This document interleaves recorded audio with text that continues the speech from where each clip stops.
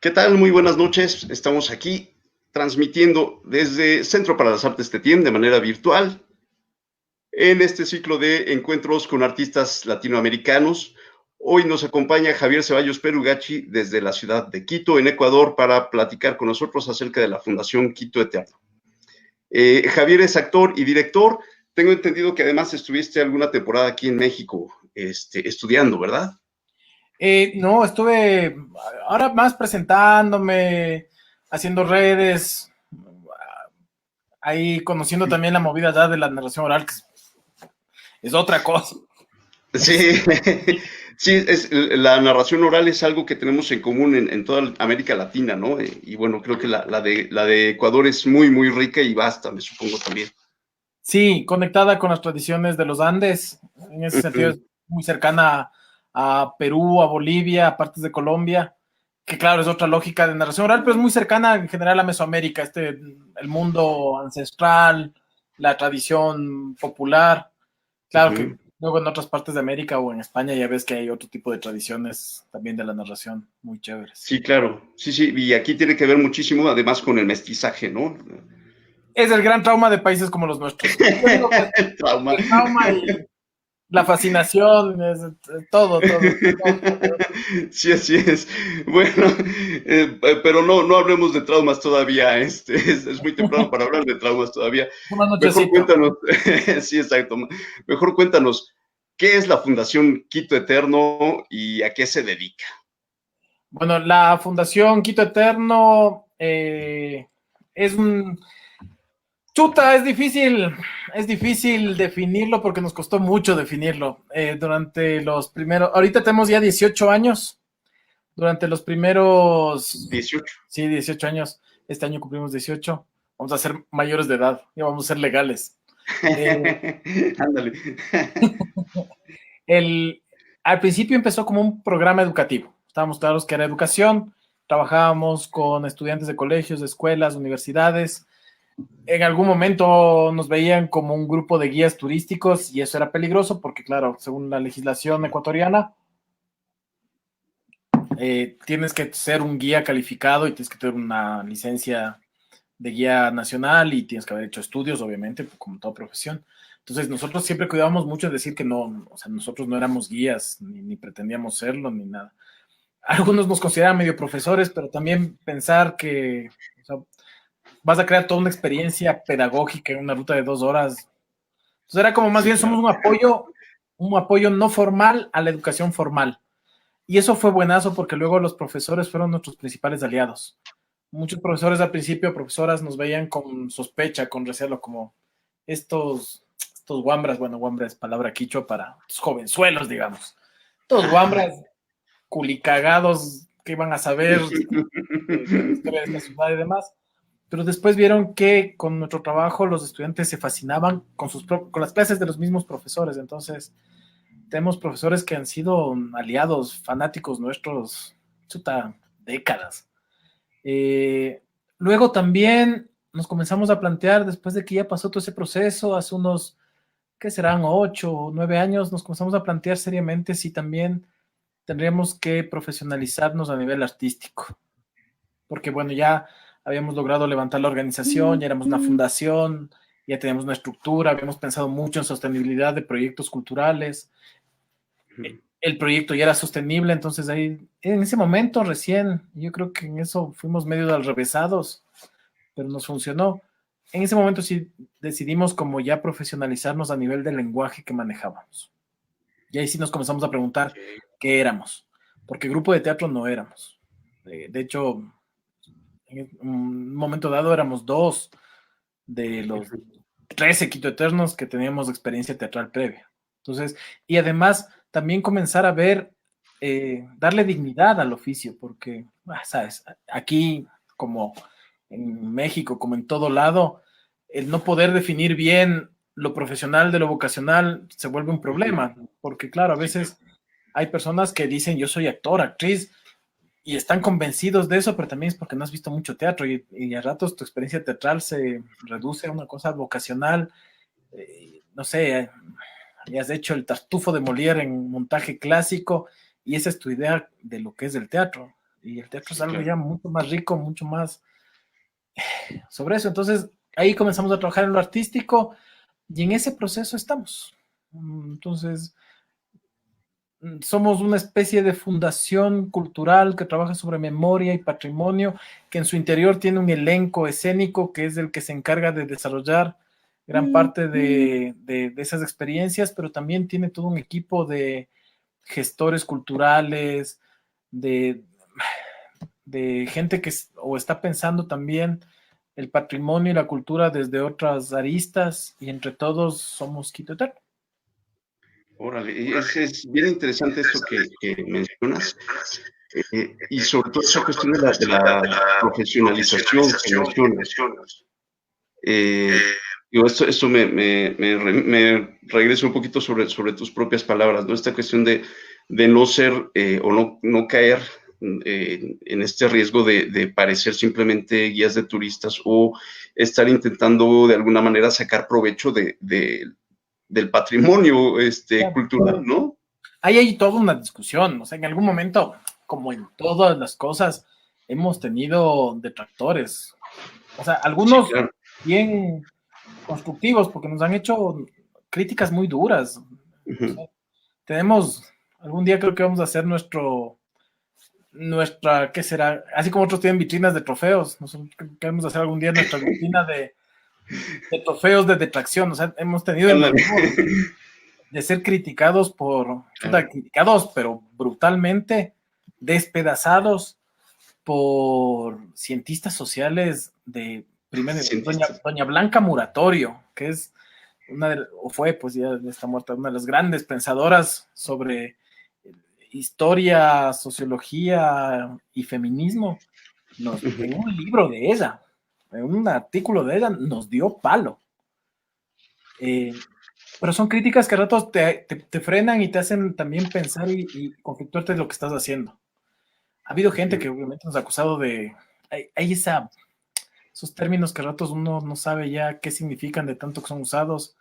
Alguna vez nos dijeron mercachifles del patrimonio y de la cultura y era como...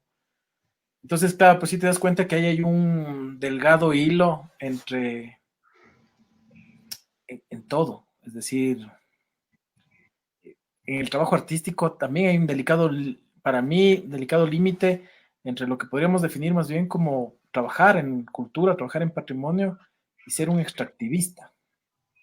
O sea, porque Sí, hay gente claro. que sí, que va, se mete a la comunidad indígena, les da un taller de algo, les saca las historias y luego topes, yo giro, voy por festivales del mundo y la comunidad no recibe nada. Entonces hay que tener ciertos cuidados y esa es una gran pregunta. La ética del trabajo es una gran pregunta que nunca se agota. Pues. Sí, claro, digo, ahora que mencionabas esto, pues es como, suena como a apropiación cultural dentro de tu propio país, ¿no? Claro, Que claro, y es ese es también el gran como un peligro. riesgo, ¿no? El pretender saber o pretender conocer cuando en realidad no hay una profundidad en ese trabajo, ¿no? No hay un real trabajo de investigación, de conocimiento Claro, más amplio, ¿no? o un proceso. Ahí para mí el peligro es también el concepto, no sé si se utilizará ya aquí, el Ministerio de Cultura comenzó a utilizar ese concepto, obviamente venía desde la academia también, de reciprocidad con la comunidad, Ujú, que suena bonito, ujú. pero claro, a ratos la reciprocidad era, por eso también se entró mucho en conflicto con eso, porque te exigían para ciertos proyectos que tengas reciprocidad con la comunidad con la que ibas a trabajar o a intervenir. Y la reciprocidad a Ujú. veces era, voy a presentar 2 obras de teatro y ya está, fui Sí, recíproco claro, con la comunidad. O voy y les entrego el libro que hice. Pero a ratos claro. también, no sé, esa reciprocidad parte de un proceso que implica cierta vivencia, cierto involucrarte con la comunidad, pero hasta eso Ujú. tiene problemas. Y yo hablo desde la experiencia, como decía, cuando estaba ponía en mi muro de Facebook, lo que más voy a contar aquí son los errores que hemos cometido durante años. Sí, exacto. Sí, que también eso es bien, bien importante de tener como la conciencia de eso, ¿no? Claro, Porque porque precisamente a partir de estar regando, se aprende también.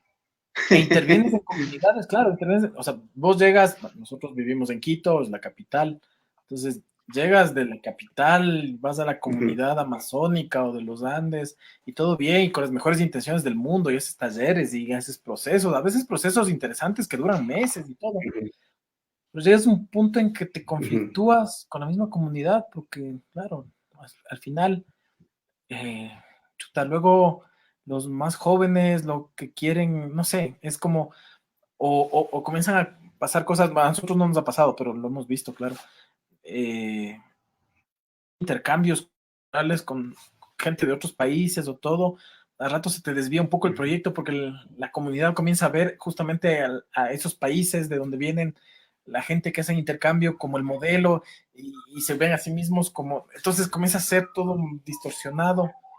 Entonces ahí hay como preguntas inagotables. La cultura en eso, yo siempre pienso que la cultura más que una certeza es un constante conflicto. Por eso a veces también cuando damos talleres decimos, o sea, no somos facilitadores porque esa palabra es muy, nos gusta ser Híjole.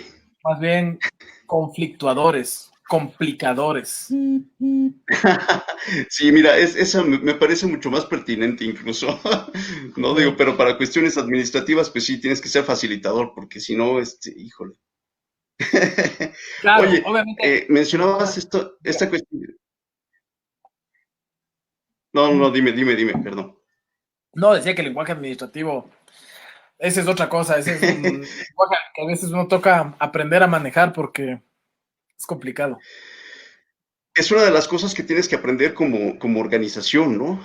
Sí. No sé si me supongo que ustedes están constituidos legalmente también. Ese fue todo otro proceso. O sea, si a mí me Ujú, preguntas qué es, y no estoy tratando de definirlo ni de manera clásica ni tampoco de manera excluyente, pero si me preguntas a mí qué es un proceso organizacional, cultural, exitoso o por lo menos sostenible, ujú, es lograr pasar de el proyecto de amigos, es como un matrimonio. Todos los proyectos culturales empiezan con pasión, con una amistad a prueba de balas, con compañerismo, con solidaridad, con un entusiasmo de voy a trabajar 24/7 y solo así empiezan los proyectos, porque si no, no empiezan nunca. El ujú, problema en un claro, matrimonio es qué va a pasar después de que la pasión se apacigüe un poco. claro, después de la luna de miel, ¿no? De la luna de miel, ¿qué va a pasar? Y ahí es donde yo por lo menos veo que fracasan un montón de proyectos culturales, porque quieres seguir pensando el proyecto como de grupo de amigos. Ujú, Incluso entre los amigos, las cosas no dichas, las no decididas, las que no están claras y organizadas, y peor, si comienza a generar recursos, se puede volver una bomba atómica. claro. Entonces, pasar a ese momento es el que es complicado. Entonces, nosotros, claro, para mí, uno de los momentos claves de Quito Eterno es en en el periodo del segundo director de Quito Eterno, el segundo director, Pablo, un poco vio esa cuestión de pasar a una formalidad. Ahí es cuando se hizo la fundación. Y Ah, eso ok. ya dio más, una relación más de formalidad. Y luego en el tercer director que fui yo, se avanzó con Ujú, eso a una cuestión de ya, además, tenemos que sostener a la gente, porque eso es otra cosa. A ratos, la estrategia de sostenibilidad por excelencia es la del tallerista. Es decir, hay un maestro, dos maestros, maestras, que son un poco los que manejan todo el capital, digamos, para hablar en términos de economía cultural. El capital ujú, simbólico, el capital financiero, el capital social, es decir, los contactos, ujú. el capital de toma de decisión, todo. Y el resto son talleristas, jóvenes, que están un momento, pero cuando se dan cuenta que no van a crecer mucho en la organización porque no hay ni recursos ni les van a dar el chance, se van y entran nuevos talleristas. Ujú. Y el problema de eso es que siempre estás con gente que está empezando de cero. Ajá, Nosotros decimos, claro, si queremos crecer, necesitamos que la gente de Quito Eterno, o sea, hemos invertido un año en que estas personas desarrollen personajes, lean textos y todo, no, y es perder recursos que se vayan. Entonces, cuando ya empezó a quedarse la gente, empezó a crecer Quito Eterno, pero también tenías que pagar un sueldo. Entonces ahí dimos otro salto que fue ya a levantar recursos para poder sostener un equipo de personas que estén fijas. Y claro, eso le hizo crecer un montón la organización, porque de pronto tenías gente que ya tenía una experiencia de 6 años, de 8 años haciendo eso. Entonces ya nos volvíamos bien mañosos, o sea, y era como, mucha gente nos decía, es que ustedes son impresionantes porque llegan todos y no hay un jefe, un capataz que le esté gritando a los demás. Llegan todos y comienzan tiqui, tiqui, tiqui, tiqui, tiqui, y todos saben qué cosas hacer. Chao, mi amor, mi hija. Cuídate. Ya, pues. Entonces es como, están ahí y hacen sus cositas y luego, ¡pum!, se van. Y parece que no, nadie les organizara ni nada, pero es eso, es maña, es estar en estas cosas mucho tiempo. Claro. Entonces ahí dimos un tercer paso y luego con la cuarta directora, que fue Lucía, ya pasamos a trabajar planificación. Entonces es como hemos ido así, como formalizándonos. Esas decisiones bien chéveres, por ejemplo, como de los directores tienen que rotar cada 5 años. El director es Paco. Y vamos a tratar de no repetir directores. Eso también ha ayudado mucho a refrescar, a rotar el poder, digamos. Y son descubrimientos que hemos ido viendo en el tiempo. Entonces, claro, hay gente que le huyes mucho a cosas como, no, es que no te vas a institucionalizar, pero es que te vas a institucionalizar algún momento. Es decir, no hay nada más, no sé, ingenuo que pensar que siempre vas a ser el artista joven. O sea, yo tengo 44 años. Claro, claro, es que no se puede ser hippie toda la vida, ¿no? Digo.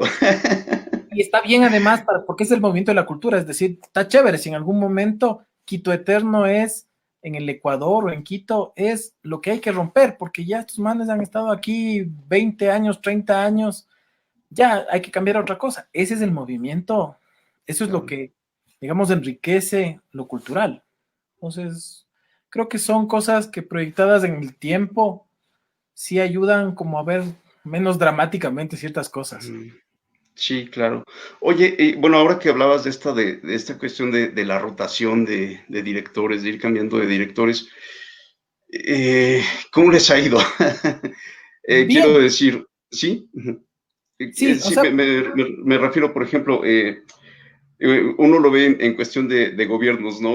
Con cada cambio de administración, por ejemplo, aquí en México, cada cambio de administración cambian todo, ¿no? Cambian todos los directores de todas las áreas, y en cultura siempre, por ejemplo, es volver a empezar. Y ahí tienes viene el siempre gente problema. aprendiendo, ¿no? Claro, ahí viene el problema. Yo creo que también es una cosa común en varios de nuestros países, que es este afán fundacional, refundacional, que tiene que ver, y en la cultura es muy claro, hay una amiga, que a veces amiga y rival, con la que hemos tenido discusiones a veces muy fuertes en el campo gremial y todo, eh, Mariana, pero ella siempre, cuando fue secretaria de Cultura de Quito, siempre luego comentaba mucho de este concepto que a mí me quedó fijo en la cabeza de los verdaderos. A ratos tenemos una cuestión en cultura de que tu manera de hacer gestión, más que tu trabajo en sí mismo, es echarle mierda al resto. Entonces, para conseguir fondos, vos te propones como el verdadero. Entonces, claro, decía, y los funcionarios deben saber esto de memoria en muchos países. Te llega la gente a la puerta, reunión, y lo primero que te comienzas a decir es, no, ustedes le dan plata a ellos que no son los verdaderos porque son los no sé qué, nosotros sí somos los que de verdad trabajamos en no sé qué, o nosotros sí somos los que hacemos esto, nosotros sí somos los que trabajamos en las calles. Claro. Entonces, esa lógica del verdadero, que es una cosa un poco perversa a ratos, luego se convierte en lo refundacional. Es como, y si llego a ser yo funcionario, desconozco todo lo anterior porque todo estuvo mal hecho. Y yo Sí, vengo a claro. hacer lo que de verdad se necesita. En nuestro caso, obviamente eso no pasa porque primero los directores, obviamente escogemos directores, todos los quitoeternos en asamblea, Todos somos, bueno, eso ha cambiado un poco con esta crisis como todo, pero todos somos dueños de Quito Eterno, entonces en asamblea todos decidimos quién es el director. Y evidentemente es alguien que ya ha estado en la organización años y que obviamente lo que va a hacer es continuar y mejorar el trabajo del anterior. Y eso nos ha ayudado a avanzar en un proceso. Pero claro, eso te ha exigido un montón, obviamente como en todo lado, tenemos nuestras crisis, nuestras broncas. De hecho, con la pandemia, la crisis fue profunda. Yo creo que es una de las dos o tres crisis más profundas que hemos tenido en la historia de la organización. Al final terminó saliendo la mitad de Quito Eterno casi. También porque no podíamos, obviamente, nosotros somos independientes en el sentido de que casi el 80% de nuestro presupuesto anual se levanta de ventas directas, es decir, de lo que nosotros vendemos. El 20% viene de proyectos o cosas estatales. Entonces, obviamente, con la pandemia. Sí, claro. Sí, es difícil sostener, ¿no? Sí. Pero ¿y cómo han logrado eso? ¿Cómo han llegado a tener esta sustentabilidad de alguna manera, ¿no? En cuanto a la cuestión económica, por ejemplo, ¿cómo han... Yo creo que muchas razones. La primera y la más importante para mí, creo, es que el equipo en verdad es multidisciplinario. Es decir, hablemos de antes de la pandemia, cuando aún éramos 10, 11. Entonces, el único que, digamos, tuvo estudios en teatro era yo. Pero de ahí, pero claro, ya el elenco eran todos gente que estaba 8 años de Quito Eterno, entonces ya se puede hablar de una profesionalidad. Sí. Pero de ahí los estudios eran como 4 personas que venían de turismo histórico, una arquitecta, una graduada en comercio exterior, un ingeniero ambiental, una experta en ventas. Entonces, digamos, eso primero ayuda a descentralizar las cosas. Segundo, entender que la sostenibilidad implica tener una visión más a largo plazo, más amplia, donde ciertas broncas se vuelven tontas. O sea, cuando te das cuenta que, en verdad, o sea, para tener una sostenibilidad, o sea, tener ciertas discusiones pueden llegar a ser inútiles. Y concentrarnos todos en eso. Y lo otro también, importante, lo que voy a decir parece, todo el mundo va a decir, inventarse el agua tibia, pero no lo es tanto, y en cultura no lo es tanto. El Quito Eterno ha llegado a ser sostenible porque tenemos un departamento de ventas. Ajá. O sea, tenemos Claro. una persona o en una época 2 personas que se dedican exclusivamente a vender el trabajo. Cuando esa palabra vender, aquí supongo que en muchos contextos, en cultura suena hasta a mala palabra. Pero, o sea, vender no significa venderte. O sea, nosotros vendemos nuestro Claro. trabajo a los colegios, a las escuelas. Dependiendo de la realidad económica de cada colegio y escuela, tenemos tarifarios distintos. Vendemos nuestros recorridos a empresas, vendemos nuestros recorridos a familias y también hacemos recorridos prácticamente gratuitos en barrios o en comunidades o en lugares donde no llega normalmente la oferta cultural. Y de eso vivimos. A veces hay proyectos grandes, a veces hay cosas pequeñas, pero obviamente nos sacamos la mugre trabajando todo el año, pero podemos sostener sueldos, no son los sueldos, pero son sueldos dignos y son sueldos mensuales, fijos, que en el contexto cultural del Ecuador es casi un privilegio, no es casi, es un privilegio, porque la precarización del trabajo artístico y cultural en nuestro país es alto, como en casi todos los países de Latinoamérica y del mundo. O sea, a ratos tienes esa fantasía de que no, en Europa sí vives del arte, pero en Europa, igual que acá, vives del arte si eres parte de los elencos nacionales y todo. Pero si eres un artista independiente, la vas a ver negro igual que en todo lado, pues. Sí, exacto, sí, ese es, creo que común en el mundo entero, ¿no? La dificultad para sostenerse de esto. Bien, bien Claro, interesante esto que les cuentas. Y esto mismo, pues también hace que haya compromiso de la gente que forma parte de la organización, ¿no? totalmente. El hecho de tener una certeza Y ahí hay económica, una, ¿no? hay una dignidad del oficio que es importante. O sea, por eso siempre hablo de los detractores, otro gran detractor de Quito Eterno, con el que hemos tenido algunos encontrones, todo, pero claro, de él tomo este concepto que a mí también me parece que, bueno, es un concepto que también se piensa a nivel mundial. Esta cosa del artista, que es una cosa que hay que poner en crisis, el concepto del artista. Porque, por ejemplo, con las ventas eso es evidente. Es decir, yo mismo pasé por muchos procesos antes de Quito Eterno, donde básicamente a alguien decirle vos eres el técnico o vos vendes las obras, es decirle, sin decirle, eres mal actor.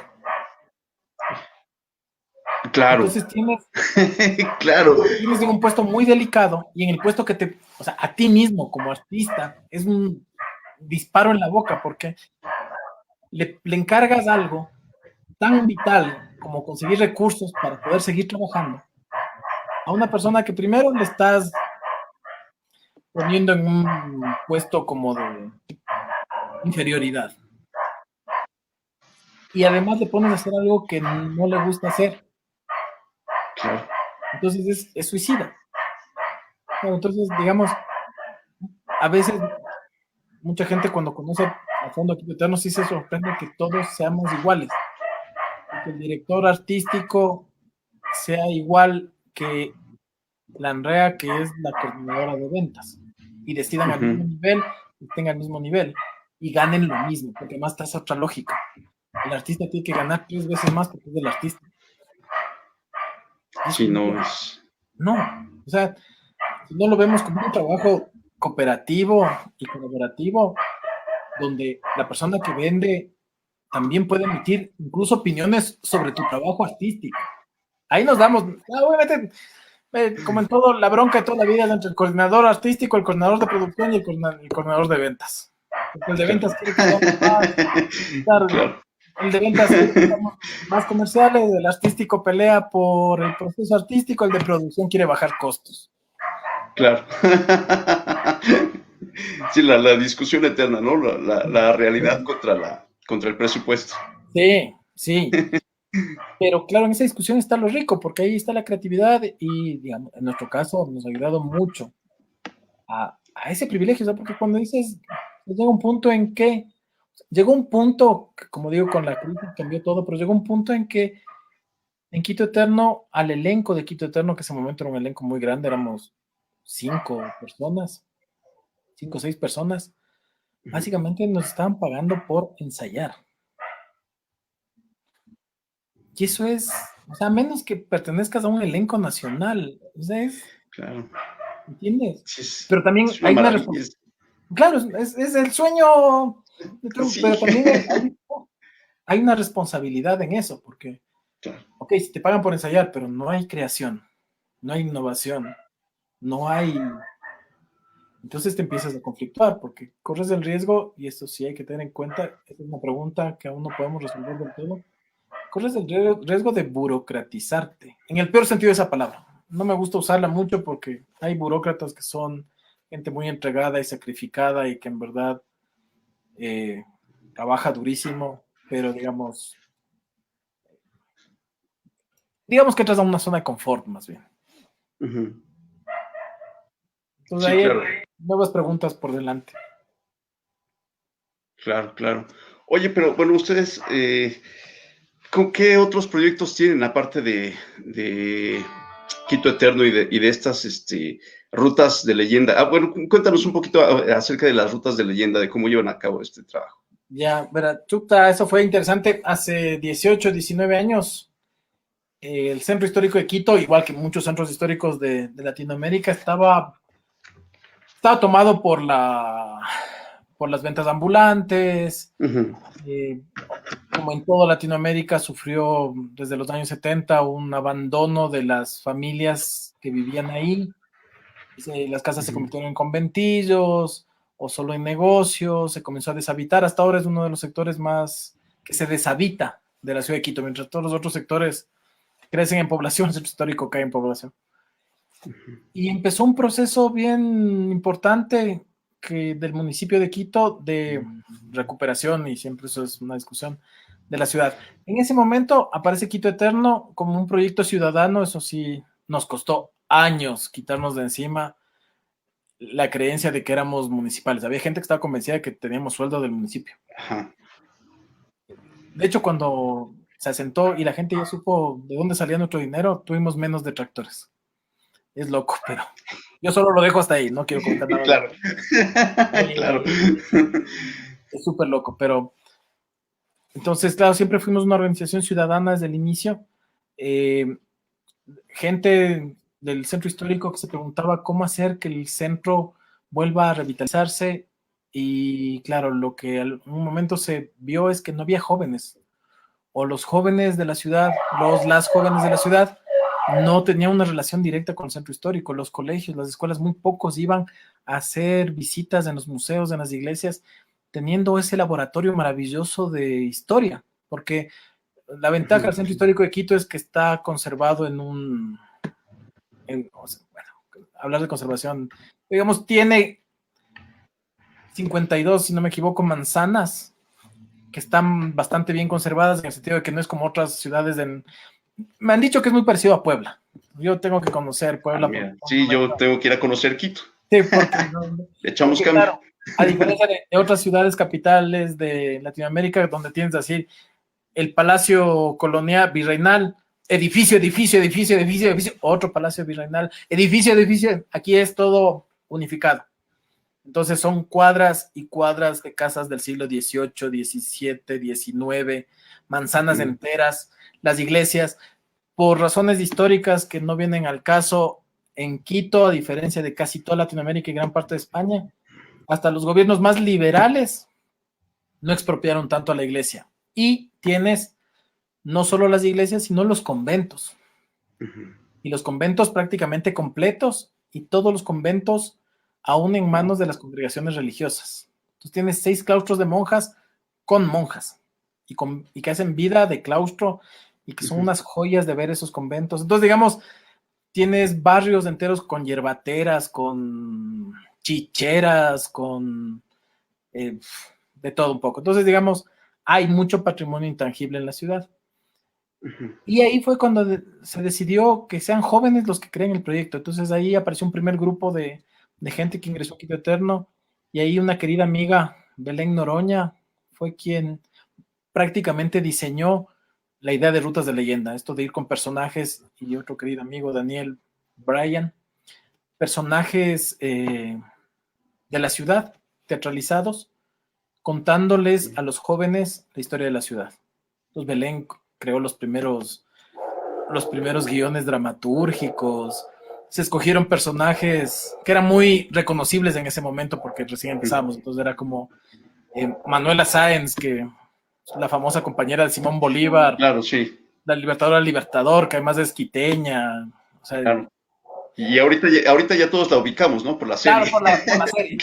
Claro, por la serie. Entonces, de hecho, eso fue bacán. Yo hice una guianza al protagonista, al joven Bolívar, cuando vino aquí en Quito.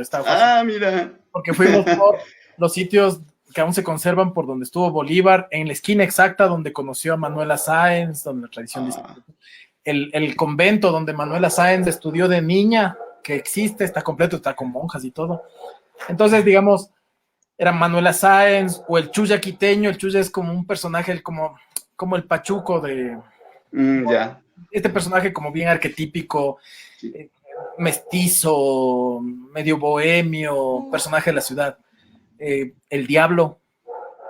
Y el Diablo es uno de los pocos personajes que se ha creado hasta ahora, porque pegó duro. Entonces ya... Yo traté de dejarlo una época, pero no me deja. Y entonces Belén escribió estos primeros guiones. Daniel trabajó teatralmente con esos primeros personajes. Yo, por ejemplo, entré recién en la segunda convocatoria de guías. Antes hacía una convocatoria cada año y entró un montón de gente. Y de ahí nos fuimos quedando un poco a poco, los que después ya formamos como el núcleo de Quito Eterno. Pero empezó así. Empezó con una cosa de amigos, full. Y ahí nos dimos cuenta de eso, que al principio con estas amistades y estas pasiones y estas cosas, el no dejar nada escrito y el no formalizar ciertas cosas, te arrastraron problemas después, que tocó hacer todo un trabajo organizacional para reconciliar ciertas cosas, incluso con los que ya habían salido y todo, porque claro, como todo era tan apasionante, muchas cosas se decían, pero claro, unos entendían una cosa, el otro entendía otra cosa, y el otro entendía otra cosa, y al final ninguno entendía lo mismo. Entonces ahí sí, pero en general, digamos, nos va bien. Por ejemplo, en esta cuarentena, un grupo de los que fueron primeros guías y fundadores de Quito Eterno, de una se comunicaron con nosotros, nos dijeron, ¿qué pasa? ¿Cómo está Quito Eterno? Y todo así como estamos así, tal. No, hagamos todo, y los manes están armando un proyecto de donaciones internacionales que ya mismo vamos a lanzar en 1 o 2 semanas más. Entonces hay como ese cariño por la organización también. Y eso es como bien chévere, porque dices al final, si has logrado reconciliar bastante el pasado. También es otro problema para las organizaciones. Por Quito Eterno han pasado al menos unas 45 personas. Muchas, muchísimas. Es un montón de gente. Sí, claro. Y de esa, aproximadamente la cuarta parte de eso es lo que ha permanecido hasta ahora, ¿no? Más o Hasta menos. ahorita, claro, Había permanecido. menos ahorita, porque después de la pandemia ahorita somos 5. Uh-huh. ¿Cómo enfrentaron la pandemia como organización? Fue muy complicado, es muy reciente aún. Mi interpretación, pero es mía, muy personal. Uh-huh. Es que, claro, la pandemia lo que hizo, igual que hizo en muchos proyectos y con mucha gente, hasta con matrimonios, es apresurar cosas que ya venían siendo problemáticas de antes. O sea, problemas que íbamos arrastrando, discusiones que tratábamos de arreglar ya durante 2 o 3 años, pero claro, la pandemia fue un solo golpe. O sea, pasamos a facturar 0 cada mes. Y ahora que está más asentado, igual estamos facturando, que será la quinta o la sexta parte de lo que facturábamos mensualmente antes de la pandemia. Entonces, obviamente, no podíamos seguir sosteniendo 10 sueldos. Uh-huh. Tuvimos conversaciones muy largas, se tomaron decisiones por varias razones, renunciaron 5 personas. Con los que nos quedamos en un plan de supervivencia y nos hicimos 8, ver de dónde sacamos fondos y todo, porque estamos, claro, es como tiene que sobrevivir Quito Eterno, porque ya la fundación tiene un prestigio, el nombre ya tiene, o sea, hay gran cantidad de gente que nos sigue. Una vez que pase esto, es evidente que Quito Eterno tranquilamente puede volver a salir y a crecer, pero eso va a implicar que durante unos meses, 5, 6, 7 meses, estemos en un proceso de emergencia, y eso es en lo que estamos. O sea, obviamente no hemos vuelto a lo que fue antes de la pandemia, pero estamos sosteniendo la organización. Ya están comenzando a aparecer cositas, una luz al final del túnel. Entonces, así con calma, sin desesperarnos mucho, tomando algunas decisiones fuertes, seguimos avanzando. Claro, pero además reaccionaron pues rápido, ¿no? Diría yo, inmediatamente empezaron a hacer transmisiones a través de Facebook, empezar a hacer sus propias, transmitir narraciones y todas estas cuestiones, ¿no? Sí, y ahí hay un mito, que para mí es un mito, no digo mito porque eso es irme en contra de las propias creencias, porque un mito no es una mentira, pero hasta yo me tengo que sacarse de la cabeza. Hay un cierto prejuicio al trabajo colaborativo y horizontal. Siempre te dicen, no, es que es muy burocrático. Y sí, tal vez si tienes que decidir algo en asamblea, todo en asamblea, en una organización de 600 personas, puede ser un problema. Sí, pero claro. en una organización de 10, de 5, entonces decidir todo en asamblea, más que burocrático, la verdad, a nosotros nos ha resultado en eso, en responder rapidísimo. pero también porque ya nos conocemos muchos años. Es que también es eso, ya, digamos, con los compañeros de Quito Eterno actuales, o sea, con algunos nos conocemos 18 años. Con el que menos, bueno, ya 2 años, porque es el comunicador que entró recién y todo. Pero con el resto nos conocemos décadas. Entonces es como ya sabes las mañas del otro, ya sabes más o menos Sí, tal. claro. Decidir cosas ya es más fácil. Y otra cosa importante, que para mí eso es básico de la sostenibilidad, todas nuestras decisiones las sostenemos en datos. Eso a mí me costó muelas, Ya. porque cuando yo fui director de Quito Eterno, director ejecutivo, me tocó aprender Excel. Porque antes de eso yo era así como, no, los números, guácala, yo no, artista, no, a mí no me hables de plata, porque la plata, tata y caca, nada. Pero cuando ya fui el director ejecutivo de Quito Eterno, me tocó aprender Excel. Entonces ahora tenemos datos para todo, es decir, ingresos, egresos, horas de trabajo, a qué le dedicas las horas de trabajo, a qué proyecto tus horas se están enfocando, etcétera, etcétera. Y a partir de eso decides. Entonces ahí, claro, no hay tanta subjetividad, sino que te permite decidir rápido. Claro. Y claro, la ventaja es que si vos eres de los primeros que propone cosas, eso te ayuda después. Porque claro, nosotros empezamos a transmitir todo, y luego la gente era como, oye, chévere lo que están haciendo, necesito eso. Entonces, digamos, sí hay como una rueda que termina beneficiando a la organización.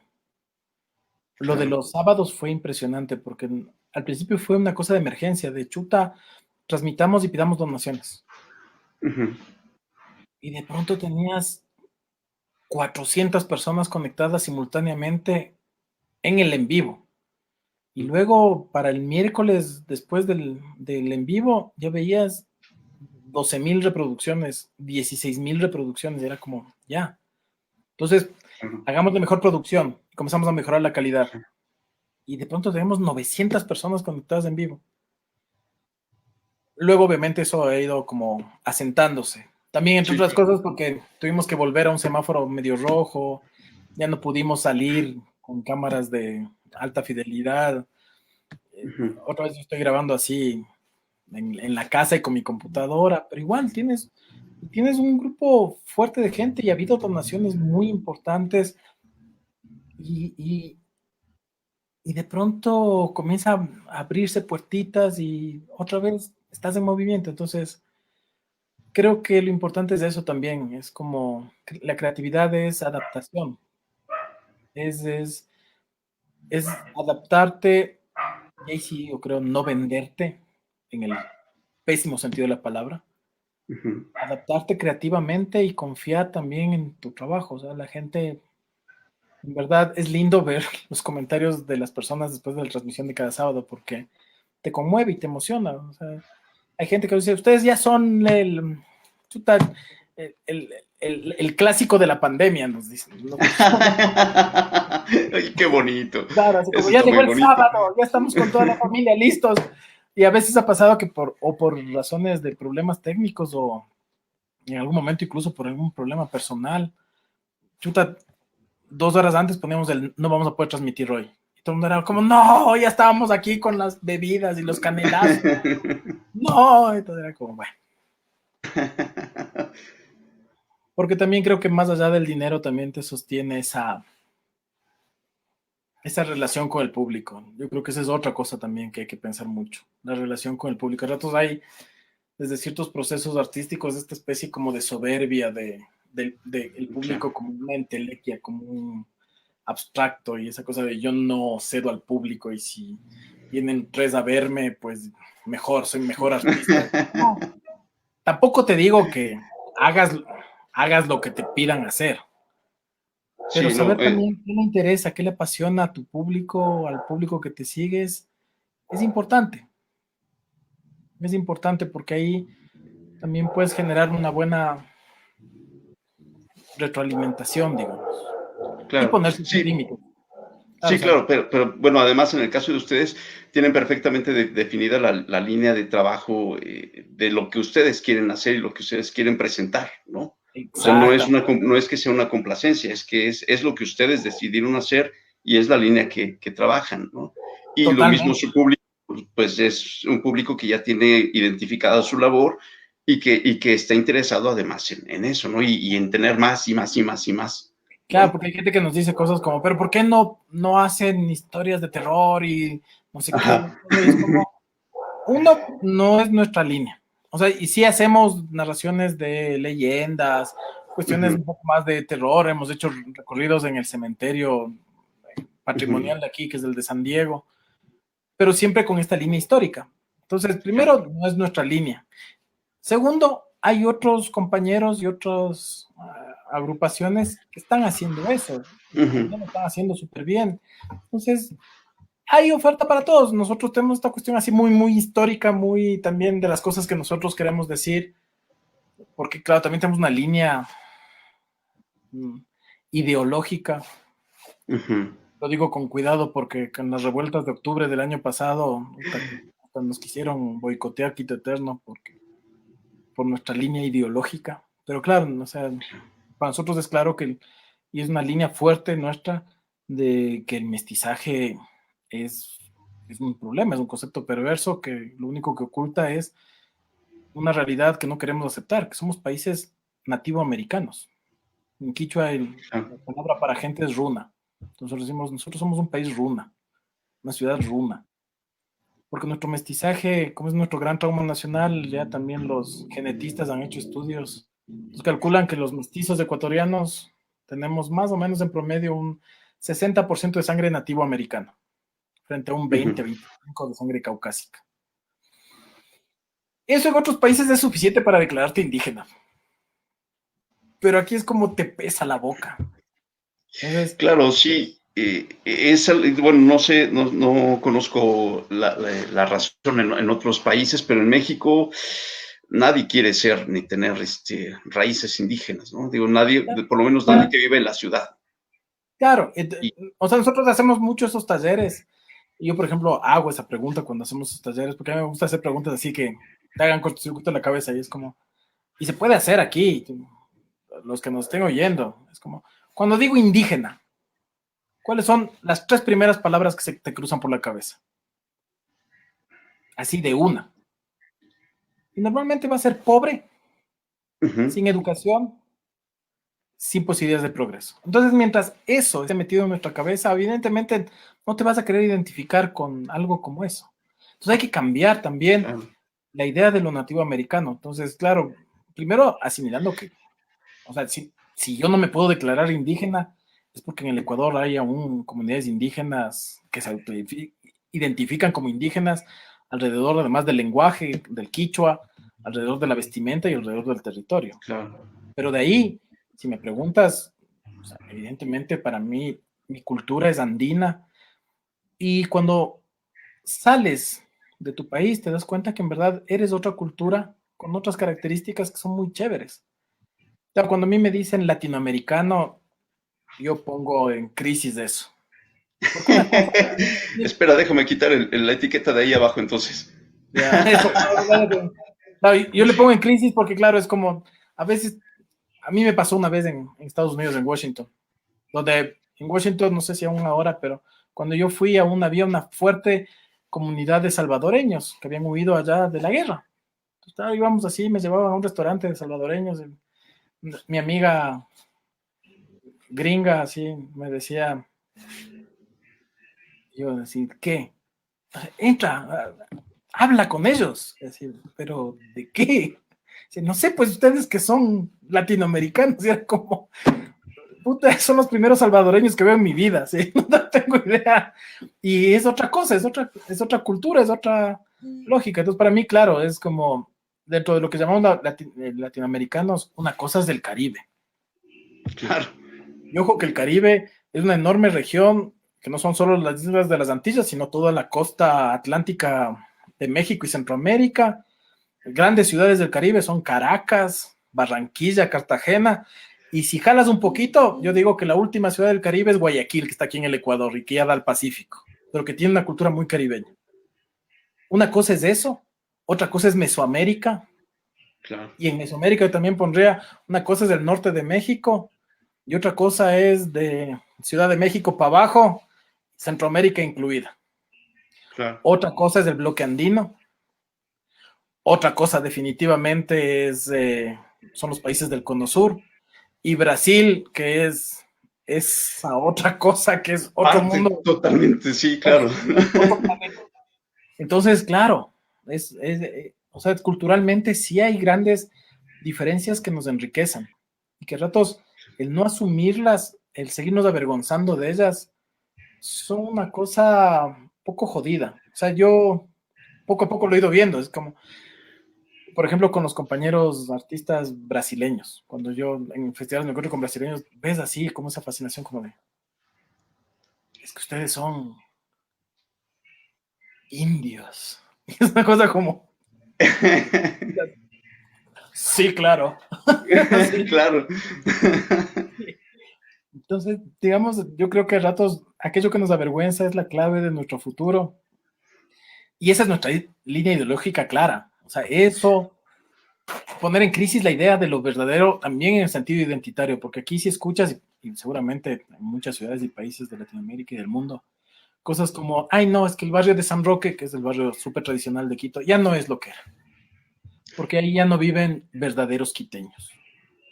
Uno dice, puche, ¿quiénes son esos verdaderos quiteños? Porque lo que está diciendo es que claro, ya vino toda la indiada esa que viene de provincia y se tomaron ahí el mercado y por eso el barrio está sucio y toda la cosa. Entonces ahí le peleamos también ciertas cosas y yo creo que tener claro esas cosas, no negociarlas, también ayuda mucho a sostener un proyecto. Claro, claro. Tiene que ver también con el hecho de que no nos estamos dando cuenta, no reconocemos que el ser indígenas implica tener una cultura completamente, ¿no? Digo, aquí en México mucha gente suele burlarse de la gente indígena que no habla bien el español, Claro, pero ¿por qué van a hablar bien el español si su lengua materna es otra, ¿no?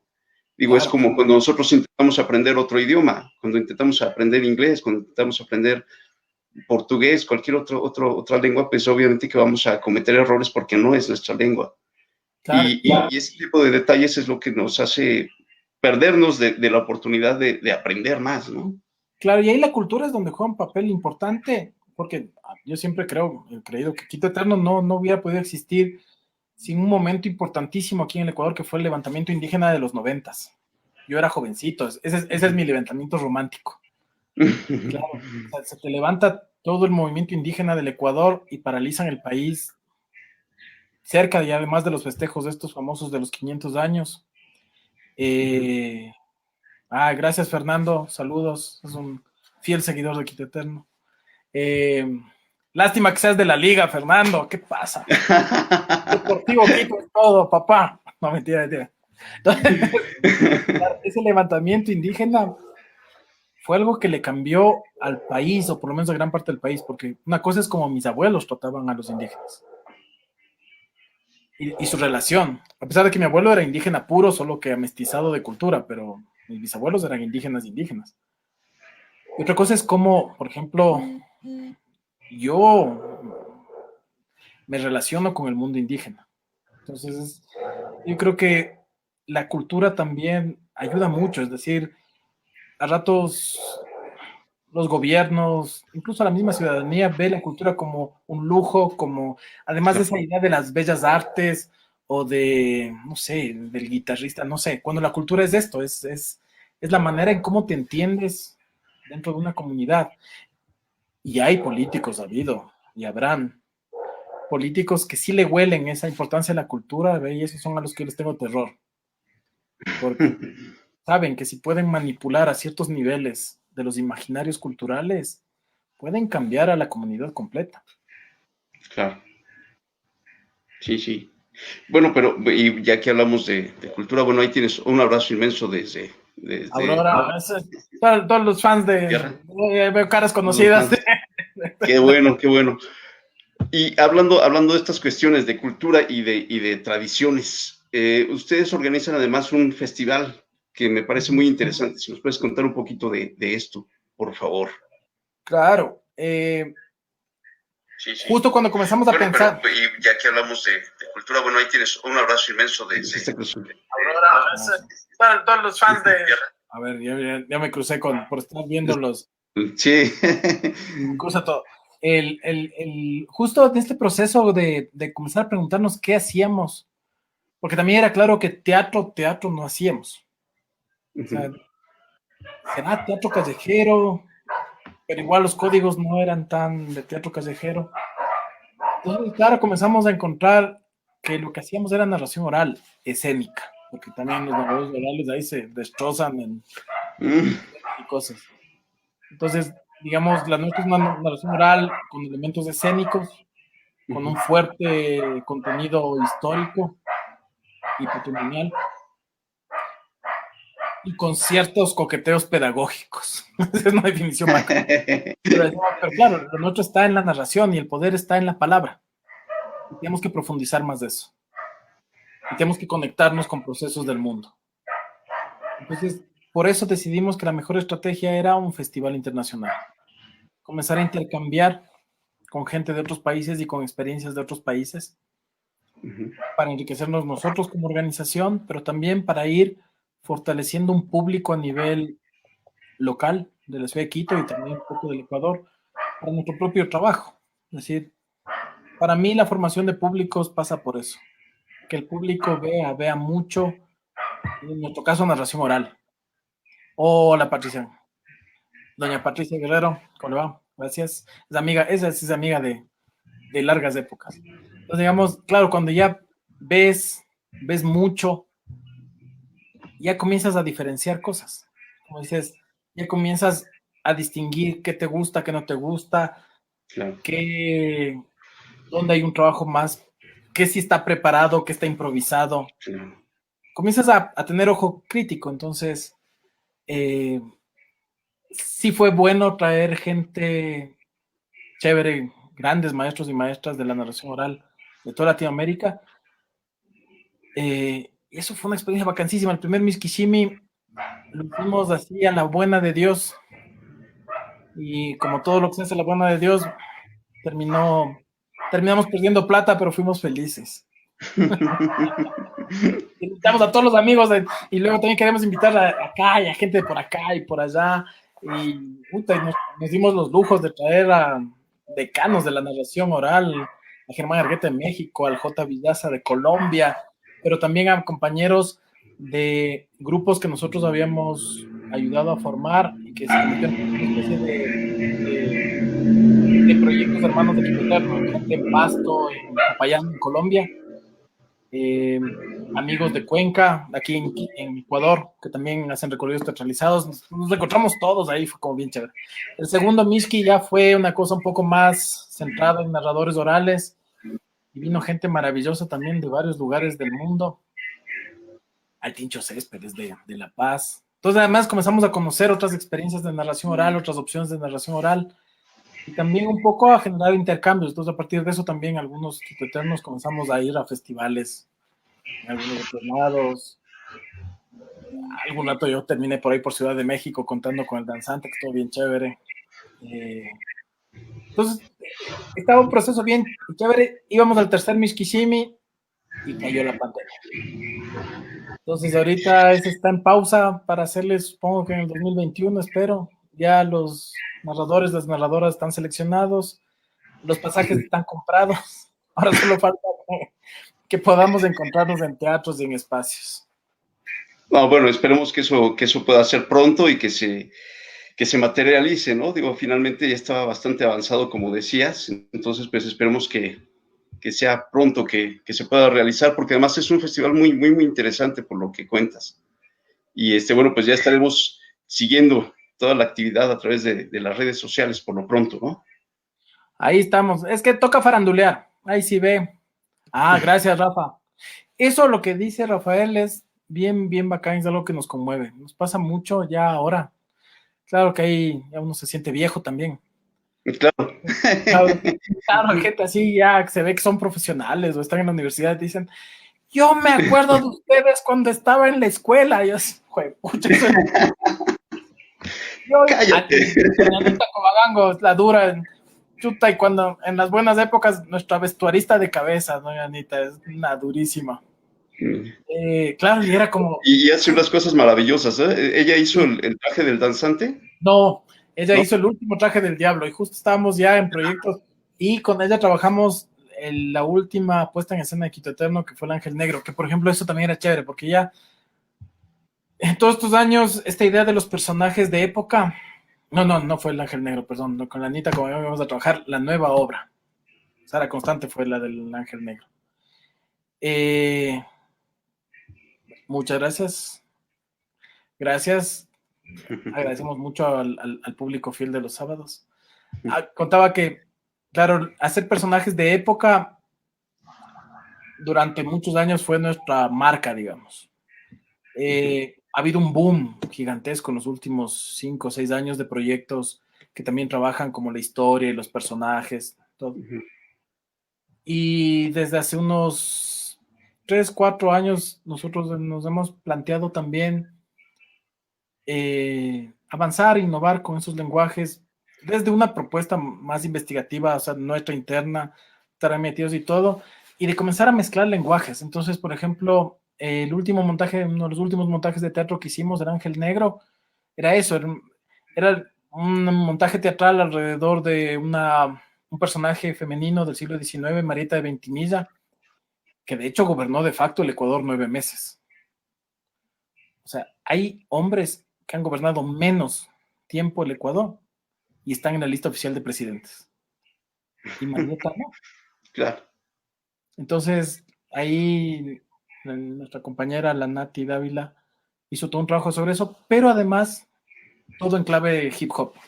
Entonces, ella, gran parte de la obra es rapeada. Ahí trabajamos con un artista duro del graffiti que es de la etnia otavaleña. Bien bacán. Y fue un experimento bien chévere. Y ahora la pandemia nos cogió en el siguiente montaje, que ya lo estamos retomando, que más bien ya es un trabajo con músicos, con una fundación que nosotros respetamos mucho, que son muy amigos, Inconcerto, que hacen música académica, pero la llevan a espacios donde normalmente no se toca música académica. Entonces tienen su proyecto Música Ocupa y van y tocan en mercados, en cárceles, en lugares así, bien chéveres. Genial. Barrios y todo. Entonces con ellos ahorita estamos trabajando mucho en un diálogo entre la narración y la música, que no sea el actor parado y atrás del guitarrista Claro. Ahí tocando. en un rincón, ¿no? Donde no se vea. Claro, así, un rincón ahí escondido y luego todo el resto.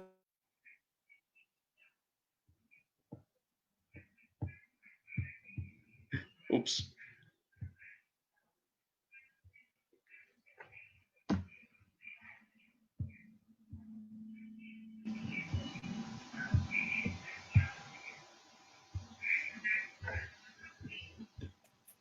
Hola. Ok, ahí estamos. Te perdimos por un momento.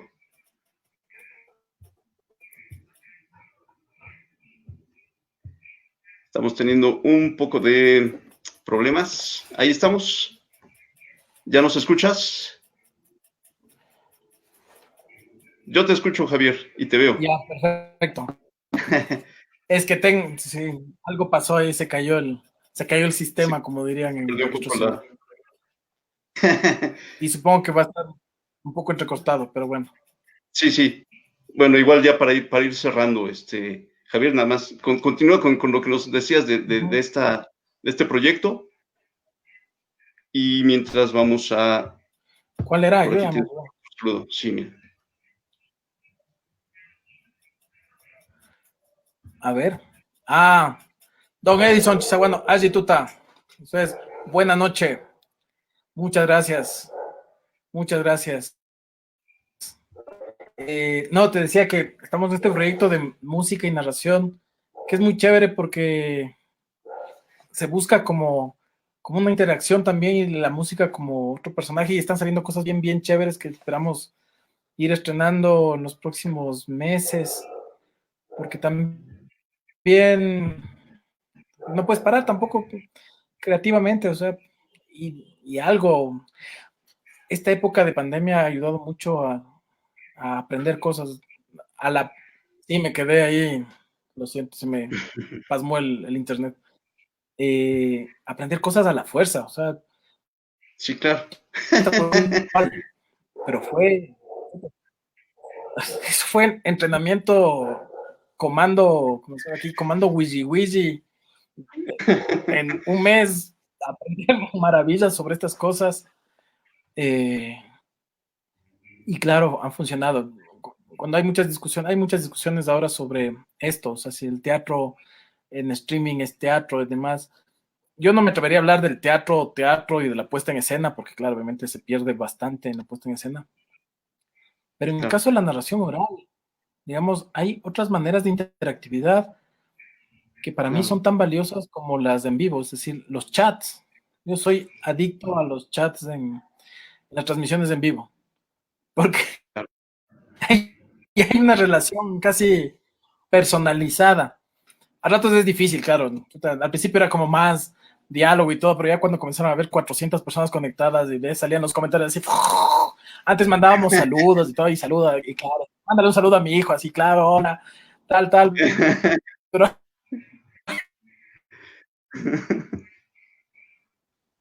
pero, claro, estás viendo otras maneras y es loco porque dices, además te ve gente en Australia, en Europa, migrantes ecuatorianos en el mundo, amigos de Latinoamérica, y de pronto te das Claro, cuenta que tienes un público expandido. Entonces, claro, claro. nosotros creo que como muchas organizaciones culturales y escénicas, seguramente, muy, muy seguramente,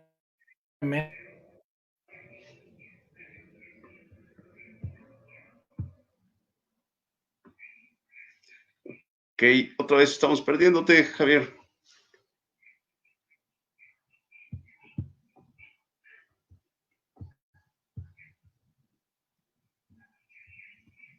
me oye, ahí está. Qué Ahí mal. estamos. Gracias. Decía que aunque volvamos a una especie de cuestión presencial, que la necesitamos, obviamente, soñamos con Sí, volver al centro histórico y a las calles a contar, pero tampoco vamos a dejar esta porque tiene un montón de posibilidades. Y es una locura. O sea, yo creo que nunca antes en la historia de Quito Eterno, o muy pocas veces, teníamos funciones para 500 personas simultáneamente, en 3 ciudades. Y nos ha pasado claro. cosas así, sí. Y todos viéndote. Es como. Entonces, sí, sí, sí te obliga a repensar la interacción, a buscar otras maneras y otros lenguajes también. Entonces, ahí estamos pensando. Claro. Sí, más allá de qué es de qué es o qué no es aprovechar la plataforma, la oportunidad de desarrollar otros lenguajes, otras maneras de comunicarse, ¿no? Finalmente es eso, otro medio de comunicación que estamos aprendiendo a conocer. Para mí es eso, es decir, hay herramientas, hay tecnologías sociales, hay tecnologías. A ver, un teatro, Anita ya eres famoso, no, farandulero nomás. La, o sea, un teatro clásico a la italiana con su tablado diagonal, o sea, así hacia bajito y la platea del Ujú, público hacia arribita, eso es una tecnología. O sea, las luces son claro, una tecnología, la puesta en escena es una tecnología al servicio del teatro. Esto, el streaming, es una tecnología. claro, Entonces, y para mí, en la historia del teatro, y por eso, no sé, yo soy amante perdido de este lenguaje escénico. La historia del teatro lo que te enseña es que los actores y las actrices hemos sido, de todos los artistas, creo, los más flexibles ante todo y los que menos asco le hacen a todos. Yo creo que por eso también hay ese estereotipo. No sé en México, pero aquí sí hay, es como, claro, en instituciones además obsoletas, así como es la Casa de la Cultura Ecuatoriana. Es la idea de el escritor es el artista por excelencia, porque más es el intelectual, es el que piensa. claro. Ahora también los cineastas son los teatreros somos los hippies sucios ahí, es que no, que son cualquier cosa ahí, pero también le estamos cambiando mucho a eso y estamos entrando en discusión sobre eso. Yo creo que además nuestra capacidad de adaptarnos, nuestra capacidad, o sea, yo pienso en esos cómicos de la legua en España, así como los describe el Quijote, saliendo a pedradas de los pueblos, así, si gustaba, bacán, si no gustaba, tenés que salir huyendo a piedrazos. Claro. Es la esencia de nuestro oficio. Pues mira, yo creo que todavía tenemos mucho que aprender y te agradecemos muchísimo, Javier, por haber aceptado esta invitación para platicar, para No, conversar con nosotros, para compartir los secretos de Quito Eterno. Yo creo que es muy importante el poder compartir este tipo de espacios para poder aprender de lo que hacen otras personas en otras latitudes a partir del trabajo escénico. Y pues te agradecemos muchísimo. Un fuerte abrazo para todo Quito Eterno desde Tetiem, de todo Tetiem. gracias, Edgar, querido. Es eso. Todos estamos en luchas en nuestros propios territorios, pues son luchas muy parecidas. No lo habíamos dicho, pero con el Edgar nos conocemos, ¿ya cuánto? ¿10 años?